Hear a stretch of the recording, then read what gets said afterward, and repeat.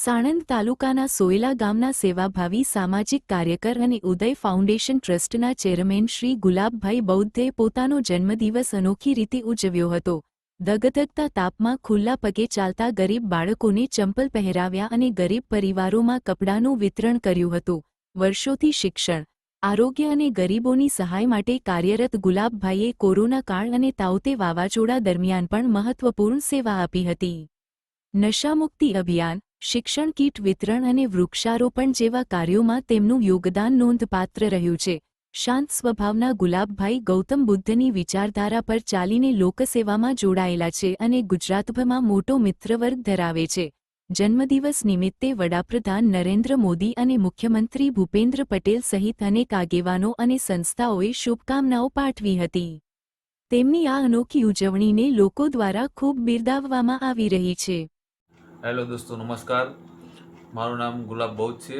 સાણંદ તાલુકાના સોયલા ગામના નાનકડા ગામમાં રહું છું અને અમારા મિત્રો સાથે એક સંસ્થા સ્થાપના કરી છે, ઉદય ફાઉન્ડેશન ટ્રસ્ટ, અને એ માધ્યમથી અમે સમાજ સેવા અને લોકોની શિક્ષણ બાબતે, આરોગ્ય રીતે, દરેક રીતે ક્ષેત્રમાં કામ કરી રહ્યા છીએ.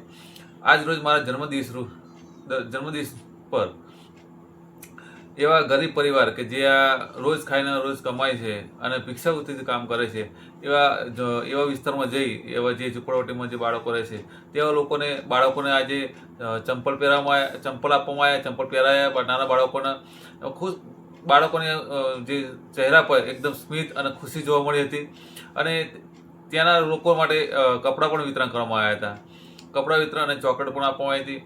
આ કહેવાનું એક તાત્પર્ય છે કે આપણે જે પણ ખોટા ખર્ચા કરતા હોય છે એવા આપણે કોઈના ઉપયોગી કોઈ થાય એવા પ્રયત્નો કરવા જોઈએ. કોઈ ગરીબ બાળકો છે તેના માટે આપણે ઉપયોગ થવા જોઈએ.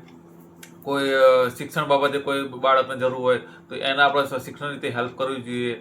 આ રીતે લોકોના જન્મદિવસને ખોટા બીજા અન્ય વ્યર્થ કર્યા સિવાય આ રીતે આપણા લોકો ગરીબ અને જે જરૂરિયાત લોકો છે એના મદદ કરવી જોઈએ. મારો તાત્પર્ય કહેવાનું એ જ છે કે આપણે આ રીતે ખોટા ખર્ચથી બચી અને આપણે આ રીતના કંઈક સમાજની સારા કામ કરશું. એવો અન્ય લોકોને પણ મેસેજ આપવા માગું છું કે ભાઈ આવા તમે જે જન્મદિવસ પર મોટી મોટી પાર્ટીઓ કરો છો, આ તેજીમાં અનેક પૈસાનો વ્યર્થ કરો છો, તેના બદલે આવા જરૂરિયાતમંદ લોકોને અને નાના બાળકોને કંઈક આવી રીતે શિક્ષણ બાબતે આપણે મદદ કરવી જોઈએ. આભાર.